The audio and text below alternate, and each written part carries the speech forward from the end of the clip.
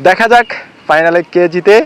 Argentina মেসির জন্য জিতুক। Football বিশ্বকাপের উন্মাদনায় আমাদের বাঙালিদের আবেগটা অনেক বেশি কাজ করে ব্রাজিল এবং আর্জেন্টিনা টিমের জন্য। কিন্তু বর্তমানে সেমিফাইনালিস্ট 4টি দলের মধ্যে ইউরোপিয়ানই 3টি দল।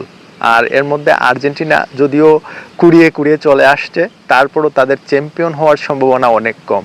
আমার মনে হয় ফ্রান্সই এবার বিশ্বকাপটা জিততে পারে, কারণ ফ্রান্স টোটাল ফুটবলের একটা ব্যালেন্স টিম নিয়ে এসেছে এবং তারা যে ফুটবল শৈলী দিয়ে ইতিমধ্যে একটা টিমের সাথে জয় ছিনিয়ে এনেছে, তাতে আমার এটাই মনে হচ্ছে। আর এদিকে স্পেনও ওয়ার্ল্ড কাপ জেতার দাবিদার।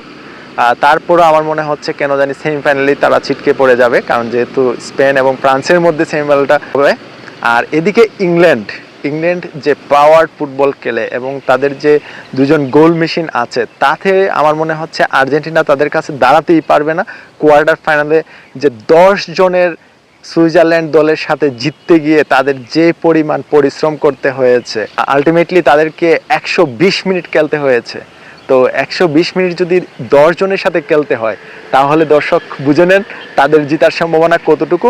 আমি একজন ব্রাজিল সাপোর্টার হিসেবে অনেক সময় আমি বলে থাকি যে আর্জেন্টিনাও জিতুক, আর্জেন্টিনা মেসির জন্য জিতুক। আর তারা কিন্তু মেসির জন্যই খেলে। টোটাল ফুটবলটা আমি দেখলাম, মেসিকে তারা যে পরিমাণ সাপোর্ট করে, অন্যান্য টিমগুলা বিশেষ করে পর্তুগাল তাদের রোনালদোকে ওইরকম সাপোর্ট করে নাই। দেখা যাক ফাইনালে কে জিতে। আমরা আগামী 14 এবং 15 তারিখ আমরা সেমিফাইনালগুলো দেখে নিব, তারপরেই বুঝতে পারবো যে কে চ্যাম্পিয়ন হবে।